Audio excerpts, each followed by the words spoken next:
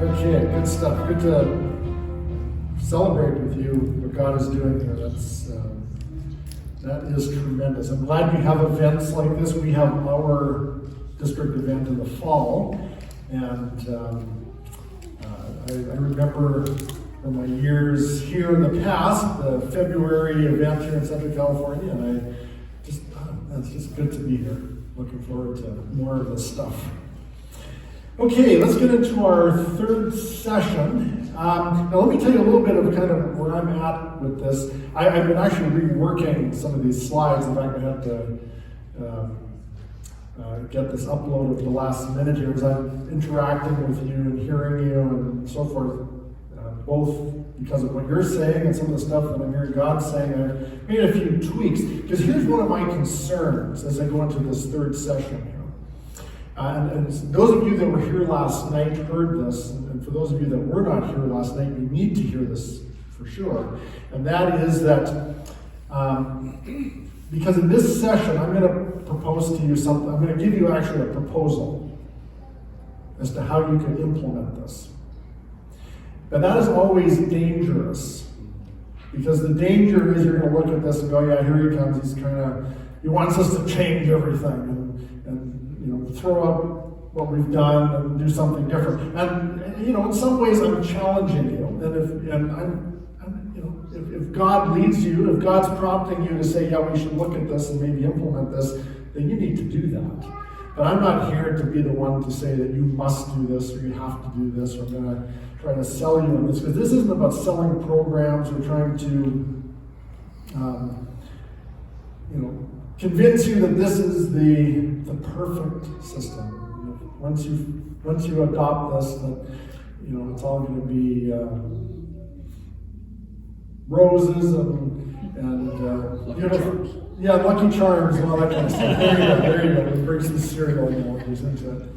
It's not like that. I mean, whatever you're going to do, and I really believe this as well, that we're going to have to struggle through this in the next number of years as we really try to find new normal, not only within the church, but within our society. We live in a society that's broken.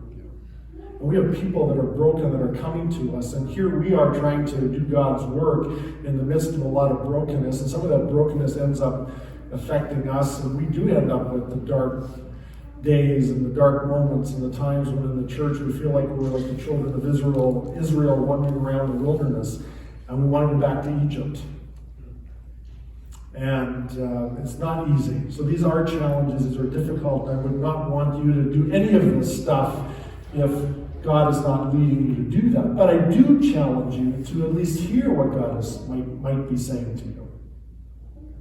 Because maybe God is out of this going to prompt you to say, we need to at least look at some of this or all of this or whatever. Because remember, one of the things I told you last night as well is that when we leave here today and in the afternoon session, excuse me, I'm going to make sure that everyone leaves here, whether you're a church of 10 or of 1,000, that, oh, thank you. Thank you. Well, I'll probably do that. That whether you're a church of 10 or 1,000, I'm going to have some practical stuff that you can take home with you. Okay, so you're going to, even if you don't adopt everything I tell you today, you will have some things that will be helpful. Even hopefully the discussion on spaces will be something that will be meaningful for you to take home. So I tell you all that because I really want you to hear my heart on this. I don't, as we go into this next session, don't get lost in the detail and feel that we're trying to sell you something. Okay, I want to talk a little bit, because we've been talking about church decentralization. What does decentralized ministry in the post-pandemic church look like? So let's do a little history of decentralization. And I think you need to understand that this is not a new thing. And throughout history, we can go back actually in the Middle Ages, and I'm not going to go back that far. But let's go back to the 18th century. And probably one of the first attempts to look at decentralizing the church was John Wesley, who is in some ways a spiritual grandfather for the Church of God movement. We come out of the Wesleyan Arminian, had a lot of background there. And John Wesley, back in the 18th century, he was part of the Church of England, and also did ministry here in America at points as well. He was wanting to, or he recognized that the Church of England, the Anglican Church, was missing a number of significant factors in its church life. And so John Wesley, he was a very, I obviously didn't know him, but just when you read his writings and you see those things that he developed, he was a very methodical, that's what I call it, Methodism, methodical thinker, systematic, strategic, and he had all these great ideas as to how the church could be strengthened. In fact, his goal originally wasn't to start a new denomination, it was to reform and to invigorate the Anglican Church. But in the end, they didn't see eye to eye, and he ended up, Methodism evolved out of that. But John Wesley in the 18th century is part of an antidote in many ways to this high church worship that in itself was nothing wrong with it, but it left wanting a lot. And so he created a number of different groups, which for the church, and certainly within the Protestant world, was really unique. And he created societies, classes, bands, select societies, and penitent bands. How do you like to list a list like that in your church bulletin next time? Here's the different programs that we offer. But he had all these different, and they had different purposes, different ways that they met, different ways that they were composed. And if you ever do a historical study on that, it is really fascinating. Appropriate for its time, but things that we can learn maybe perhaps from that. It was transformative, but even Methodists today don't practice it because it was way too detailed and too involved. And if you read through again, how it was developed and the structures that were put in place, it was fascinating, but they couldn't scale it. Remember the quote I gave you last night about the fact that we got to scale relationships, not programs and institutions? Well, I think John Wesley, even though he recognized the importance of relationships, he built a structure that really required a lot of scaling. And to do that, he built in a lot of control, and there was just too much control there. And without somebody like him controlling it, the whole thing after his death and subsequent leaders just was not able to take hold. But I tell you that because I think you need to kind of get a picture as to how some of these things have evolved. And then in the 19th century, I even bring to your attention the Church of God, because we're not that maybe people outside the Church of God recognize this all the time, although we did have significant influence, perhaps in ways that many do not fully appreciate and recognize. But the Church of God, in many ways, was a decentralizing movement. We started out as well. We weren't going to start a new denomination. We were a movement, and there was a lot of fluidity that was there. But you know what's really fascinating? The Church of God began as this loose band of passionate believers who wanted to make a difference, and they functioned like a family. Family was a big thing. There was a lot of this brother and sister, Brother Guzman or whatever. There was this they really saw the importance of family, and in many ways they functioned in social space. That's where they did do public, eventually as they evolved, the public space became more and more significant, but they lived within social space tremendously. And one of the best examples of it, and some of you are aware of this, some of you are not, the missionary home movement of the Church of God, back in the early 1900s, was extremely innovative for its time. It was a great idea that unfortunately did not persist for some of the same reasons Methodism didn't. And John Wesley's ideas is that the infrastructure that it required was too heavy and they couldn't sustain it. It cost a lot of money, and It was unworkable. But the idea was fascinating, where they would go into major cities and they would create these missionary homes where people lived together to do God's mission in that community. And it'll be, when I talk about missional communities in a few minutes, maybe that will ring a bell. So some of this stuff is not new. There's been attempts for hundreds of years to try to incorporate some of these decentralizing impulses within the church. And these would be some examples of that. And then in the 20th century, we go to the small group movement. I think all of you are familiar with this to some extent. Whether you know the history of it or not is irrelevant, but you've been affected by it. Because in the 20th century, as churches got larger, it was more and more recognized that we've got to do things to get our people connected with each other. We need to do Bible study. We need to be doing discipleship. We need to be doing training. And especially as churches got super large, just the fact of getting people connected with each other, relationships. So small groups, there's different histories as to when they started. They really took hold after World War II, and there's especially once you get to the 60s and 70s. In fact, there was even some Church of God connections in there if you want to dig deep in terms of when the small group movement really began to emerge and burgeon.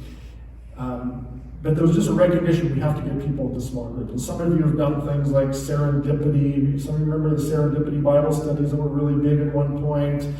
There were, and now of course it's become a big industry, the small group movement. There's tons of curriculum and resources available and all sorts of things. Churches are trying different things to do to get people into small groups, especially as the churches get larger, and they recognize that the public space is inadequate, so we have to find personal spaces for people to connect them. Now, I'm a big believer in small groups, and I don't want you to hear me say we shouldn't have small groups. We need them, because that's part of the personal space aspect. We can do things in small groups we can't do elsewhere.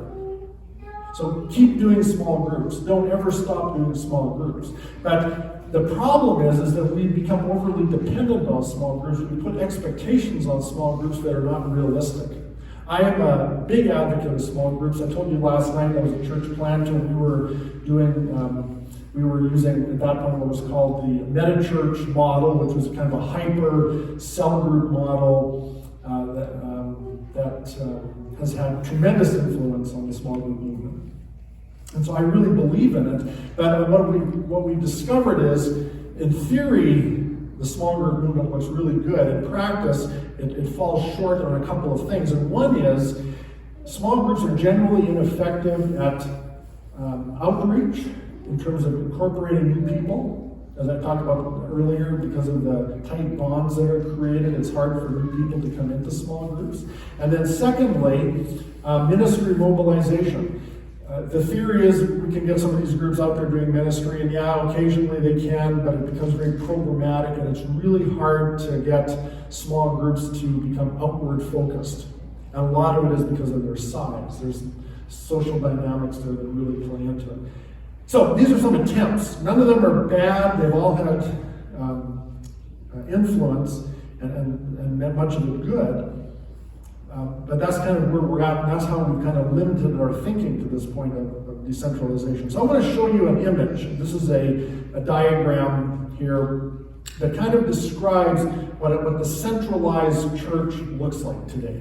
So this is what I would say most congregations today in North America in particular, this is how we're structured. And that is essentially that and I picked the color red kind of to demonstrate where the focus is. The red hot center, if you want to call it, has been on worship. And then we supplement that by dividing people out into small groups. So we're saying let's Our Sunday morning is our experience. That's what counts. That's what matters. We're going to put all of our energy into that. And if you're a pastor, you've been trained this way and you've been conditioned this way, and you probably spend most of your time preparing for the Sunday morning experience, because that is the experience that matters in our world. Now, again, nothing wrong with Sunday morning, nothing wrong with worship, all good stuff. But that becomes how we're designed. And then we try to build up small groups, recognizing we have to, especially as the church gets larger, that we have to find ways to meet those other needs.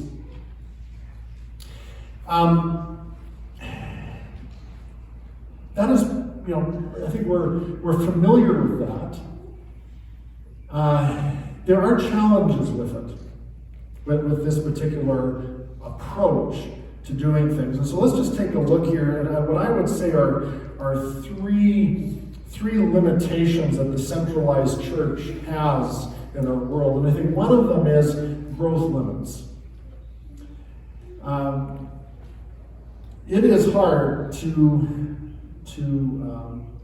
when we have this model, we can hit growth ceilings really quickly. Now, some churches are able to break through those, but there are difficulties, and it really feeds to the second point, which is there's a limited span of care that can happen in a centralized church, mainly because a lot of it falls onto the responsibility of care falls onto the pastor. And as the church gets larger, in fact, one of the main reasons that, apart from some of the social dynamics I talked about earlier, one of the main reasons churches stop growing and rarely get past 75 to 100 is because of the capacity for the pastor to care for that number of people. If there's a pastoral dependency on pastoral care and pastoral services. And so what ends up happening is, so what do we do when we hit those points? Well, we hire staff. So we feel like we have to get more staff to spread the load. And when I say care covers a lot of things, and it certainly involves things like hospital visitations and stuff, but it's more than that. It's that personal touch, that your connection to the church is through a real live human being, and the pastor is that face to the church that everybody is depending on and relies upon, and the pastor is involved in so many different aspects of the church's life. But the span of care diminishes as the church grows. And that then leads to, because you're hiring new staff, you're trying to keep up with all of this, you run into resource limits. And then what ends up happening is you hit a ceiling at some point where you go, we can't grow anymore because either we don't have enough money, we don't have a big enough building, we don't have enough staff. Somewhere we've hit a wall or a ceiling in our growth. And that is, I think, these are some of the limitations of the way we have done church, is that in this centralized fashion, is that we have these limits that we hit.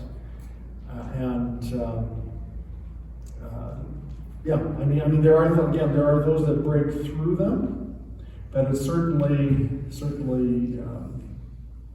is a challenge.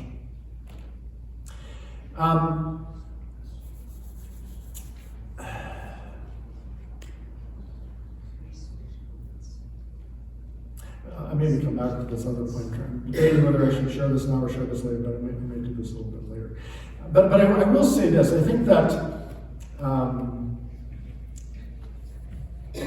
one of the other problems, can we just flip back to the previous slide? I just want to make one other quick point that I think might be relevant here. Is you might be thinking, well, we can get by doing the small groups and make that work. Here's one of the challenges that I'm going to pose to you, and then when we talk about the decentralization, how this can make a big difference, is that you've probably heard this saying, how you win them is how you're going to keep them. Yeah. Have you heard that? Where basically how you get people into the church, how you attract them into the church, is what you're going to need is to keep them in the church. So if what you're doing to attract people to the church is through your worship, through your Sunday morning experience, if you change that up on people, you're basically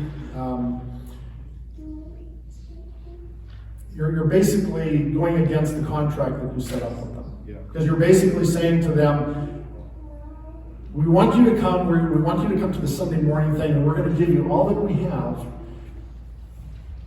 But if we change that up at all, you're going to be they're going to be disappointed. Because so here's how it plays out. If we tell people we want you to get into small groups, they're going to say, well, that's not what I came for.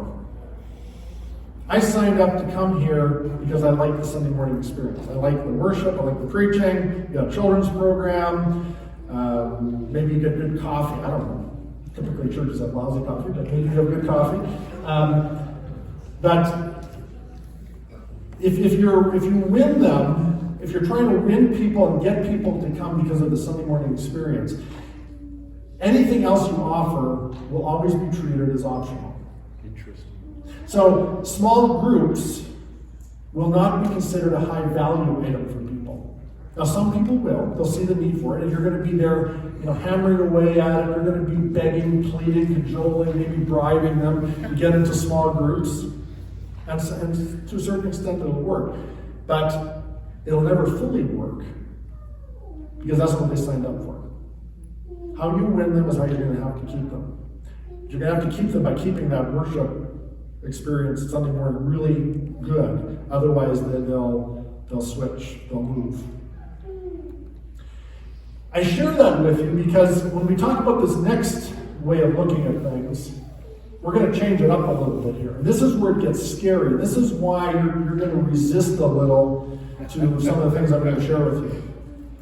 Okay? Because you know that if you change the focus from centralized church or worship Sunday morning central with break-offs into small groups, if you change that, people might stop coming or might stop liking you or stop giving or something. And so we fear those things and therefore we resist. So let's jump ahead then to the next slide. Yeah, we'll go there.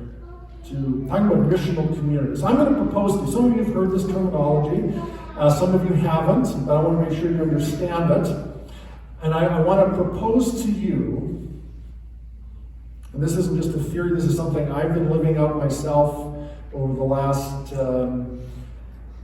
8-9 years, and something that I've experienced and seen others doing it well, sometimes not doing it well, but people trying and learning. I believe missional communities, however you want to define them or describe them or implement them, but missional communities could be an answer to help us all as we pursue our ministries to go forward, not only to improve our efficiencies internally, but to be more effective in reaching people for the gospel in this time. So missional communities just as a definition. And by the way, sometimes they're called communities on mission, or some people call them micro churches, and I've heard things like gospel communities on mission, and all sorts of different names. And really, the name isn't as important, but I could get into a whole discussion of that as well. But here's the definition: groups of Christ followers, typically numbering between 20 and 50, so in that social space range, that define and organize themselves around God's mission to their local context.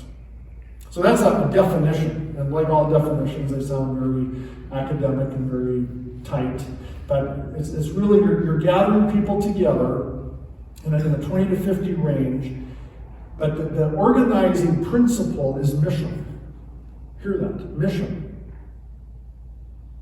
Now, how is that different than a small group? A small group organizes typically for what? Discipleship, Bible study, discussion, prayer, possibly, those kind of things, right? So there is an internal focus. Again, nothing wrong with that. In the personal space setting, the small groups are good. Yeah, I'm not down on small groups. Do small groups, but just recognize that they're good for what they're good for, but they're not good for mission. Missional communities define themselves around mission, which solves a lot of issues. Remember we talked about the fact that we need to be reaching our world for Christ, and that our current ways of doing it are not working. Imagine mobilizing our people with a missional mindset to their world. So let's take a look here at go to the next slide here. Just some comments here about missional communities, how they work, what some of their advantages are, etc. Remember, when it maximizes social space, you address the social space aspect of your church. Now, there are some of you that are in church already of 20 to 50. What if you intentionally shifted to become more of a missional community and just recognize that's who you are? Instead of trying to be the public space church that you are not, what if you just began to say, hey, we're going to function like a missional community?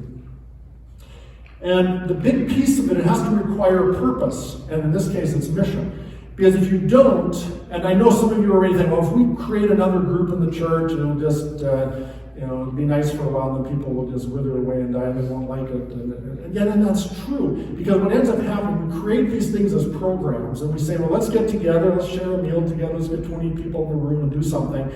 And that'll get old pretty quickly. The first few times you do it, everybody will be excited, and then within 3-4 months, it'll be like everything else. But the point is, if you're mobilizing them on mission, if you're saying to them, the reason you're coming together is because you are called, you're coming together to meet a particular mission, whatever that is. And so when I say a mission, I don't mean just a program. Something we're gonna go pick up garbage or off the street, which isn't a bad thing. But that's not a mission.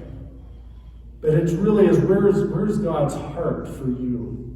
And where's God, what has God laid on your heart that you need to be doing within your community? And it could be something, and there's no simple answer. But as you pray and seek the Lord and try to find where the needs are in your community, and you allow God to speak to you, and you invigorate these groups to find ways to strategize and to work to make a difference in their communities, suddenly they take on new purpose and new meaning, and they want to get together because they want to make a difference in their world. And I'll talk a little bit more about that a little bit later, but it really has to be mission focused. Otherwise, it just becomes a social club, which we don't want. Missional communities are great for incorporating outsiders because, as I talked about this morning earlier, social space is a perfect environment for new people to break into, because the bonds are not so tight that you can't break through those friendship bonds. You can come in, you can keep, for a new person, it's safe, nobody's going to ask them a really difficult question. If they come to a small group, you're going to be asking them to share something, or maybe pray around the circle or something, and for new people, that could just be like really super scary. But a missional community is a safe place for new people to come in, and if you approach it right, they'll want to join you on some of the mission you're doing. They may not even know that they're doing it in the name of Jesus, but they're doing it, and they're beginning to watch you do it, and they're going, wow, these people love God, they love the world, and I want to be part of it. It's a seedbed for discipleship, because in missional communities, if you're doing missional communities right, you're not living together, but you're trying to, in a 21st century context, you are doing life on life together as much as possible. You're sharing meals together, you're spending time together, you're getting to know each other. They get to see Christ at work in people's lives because you're doing life on life together. And some of you heard Michael talk about up in and out, and if you're not familiar with that, it just means different rhythms that we have in church life, of worship, of community, community/fellowship, and of course the out is the mission aspect of it, the call that God has for us within the world. A missional community can do all those things and incorporate them quite well. Okay, so let me show you a diagram here that is a little different. So you saw the other diagram where we had worship and then the small groups around it. What if you were to organize your church this way? Notice the red, which I'm saying the primary unit. What if we were to go back to the oikos concept of the first century and have these social space groups as being our primary units, as they were in the first century when the church was kicking off.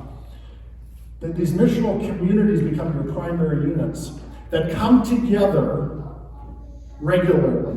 And in a larger church, that could be weekly. In a smaller church, that might be less frequently. It might be monthly.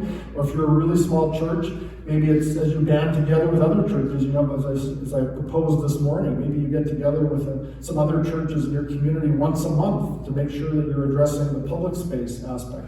But you have a worship, you have a hub that not only provides worship, but that resources and supports your missional communities. The goal of it is not to get people to the hub, it's to the hub to support the missional communities. And the missional communities then also have small groups within them, because you recognize that there's still a need for the more intense discipleship, Bible study, all those good things that we do at that level. Now, what this does, and let's go to the next screen, just talk about some of the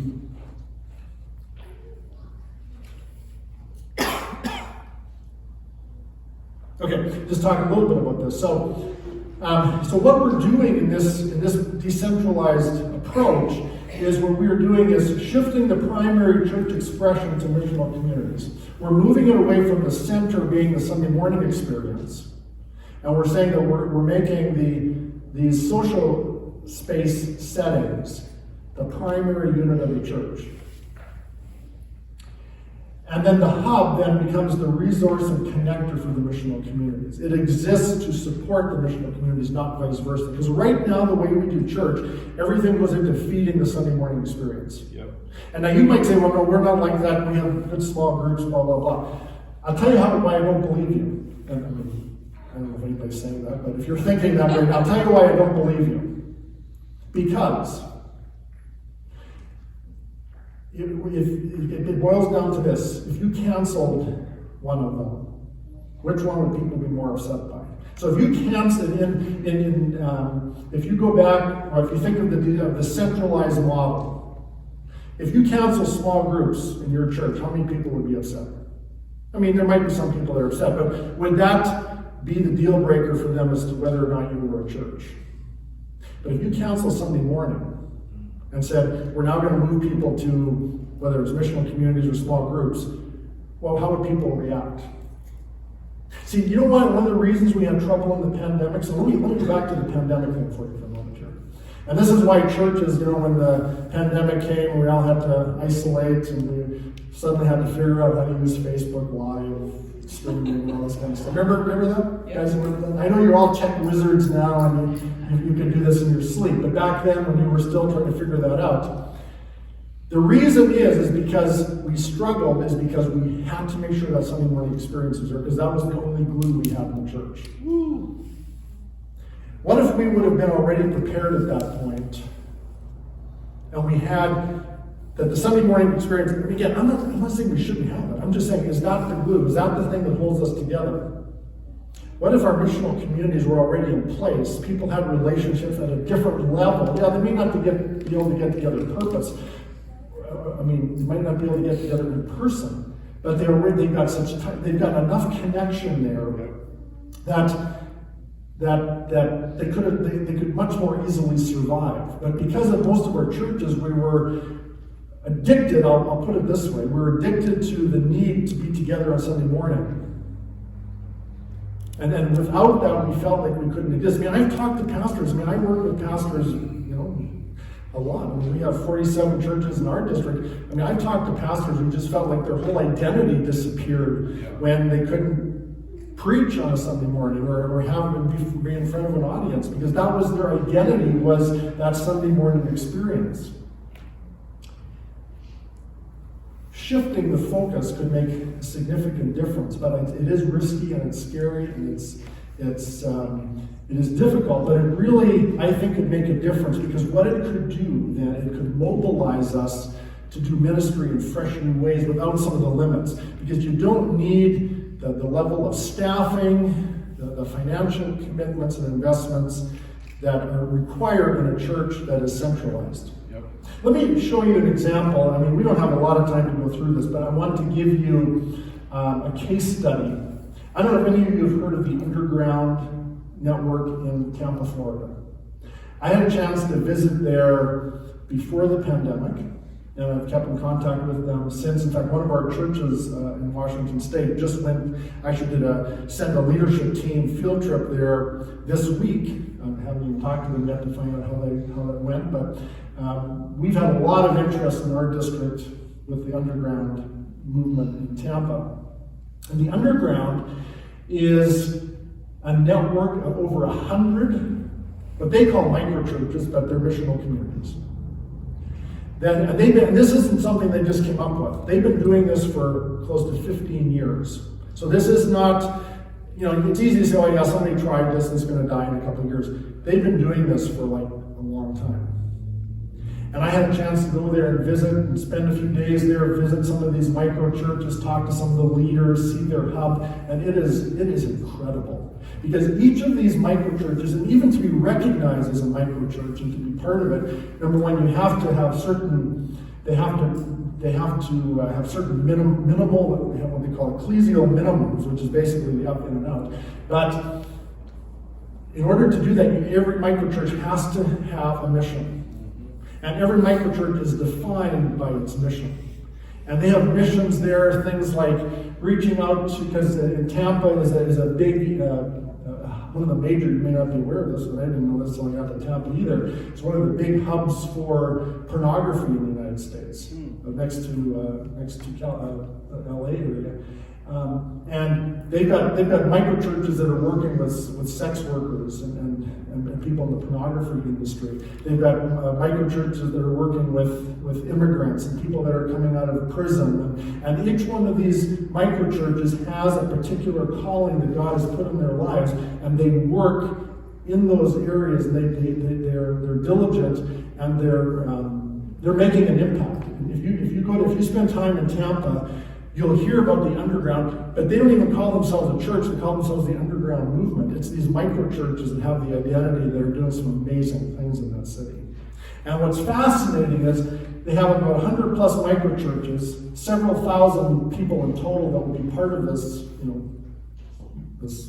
this network of micro-churches. I think when we were there in Tampa, at that point, we only had 1 or 2 full-time staff people. Wow. And a few part-time. Very few staff, because they don't need staff. They don't need a lot of staff. The whole purpose of the hub, of the organization, the infrastructure, is to support the microchurches, to help them be strong. Wow. And they have a weekly gathering. It was really funny. I got to tell you this quick story here, and I know we're heading to lunch here pretty quickly. But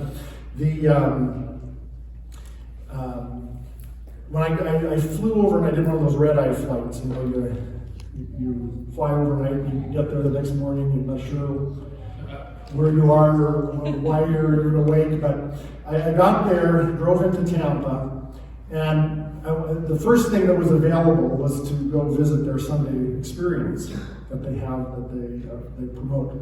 And what they have done, they've rented space in an old mall. Like there's malls. By the way, malls are great because there's all sorts of space there. And I think there's great potential for churches to utilize space in malls that are closing down all over the place. So they've rented some space in a mall near the university in Tampa. And they gave me the address and said, go there, this is where we meet for Sunday morning. Well, I'm going there, of course, I'm thinking like I typically do when I'm going to visit a new church, especially a big church that has a lot of influence. I'm thinking, there'll be signs and all this kind of stuff. There were no signs. In fact, there was another family I found that was wandering around looking for something as well, and I asked them what they were doing, and they were looking for it as well. Because the underground does not publicly, they don't advertise their Sunday morning service. Now it's available. Everyone in their network is aware of it, but there's no signs, they don't send out brochures, they don't have big billboards or places in the parking lot saying, here's where you go. That's not important to them. The Sunday morning experience is mainly for the people in their network who want to have a corporate worship experience. And especially they value it for the leaders. They want the leaders to be there. But they're not It is not the driving force of their church experience. See, for us, it's backward. But we would do the opposite. We want the Sunday morning experience, and then we try to, move them out into small groups. Their whole thing is to get people in micro churches, and then make them aware that there's a public space that they can be part of. And they had a great worship service, but it was only maybe a few hundred people. Because their micro churches are meeting the needs for the most part of their people, but for those who occasionally want and need and require more of a larger public space setting, they provide that. So if you're interested, there's some really fascinating stories what they're doing. They are certainly probably some of the trendsetters in this, and they are now setting up hubs around the world. I think they've got like 9 other city hubs that they're creating in other places in the world, including like Ireland and a few other places in the U.S. Fascinating. And what we're doing in our district, so in the Pacific Northwest Association of the Church of God, we have several churches that were started as missional communities. And we are right now, literally in this process, we're hoping to have this fully in place within the next couple of months, is to establish our own hub. Now, it's not going to be affiliated with the underground, but we're creating our own hub as a way to draw in our missional communities that are going to be basically one church in many locations. And we've already had people that are talking to us to say, how can we join your hub? How can we become part of your hub? We have inquiries that we could have, within the next, if this hub develops and grows, we could have maybe like 10 missional communities part of this hub within the next year. Beautiful. So it's really exciting. I mean, there's some really neat possibilities, but we're thinking more of a decentralized model that doesn't require the resources and doesn't have some of the limitations that I think a lot of it you would find in the centralized model. Okay. I've given you a lot of stuff, and I know you probably have more questions. You probably want to start throwing things at me or whatever. That's all possible. I know we have to go for lunch, so let's leave lunch. Let's go for lunch. You can ask me questions personally. We're going to have Q&A after our afternoon session. And I'm going to leave you in our afternoon session with practical stuff that everyone can take home. So this is going to be the one that's going to challenge you. What we just did is the stuff that's going to challenge you the most. But we'll come back after lunch and work on the rest. Great. Thanks. Give it up for Lloyd, please. Pray. Before I pray and release us to go there, I want you to take hold of what you've just heard and not let your stomach lead to have you forget it. So let's take 1 minute, literally 60 seconds of just silence. You can close your eyes if you want, but it's not about prayer. I just want you to just really reflect. What's the thing that God is catching your attention with? It could be something that annoyed you. It could be something that excited you. Who knows? I just want you to take some time and just really reflect. What's the one thing from that you need to grab hold of? Go.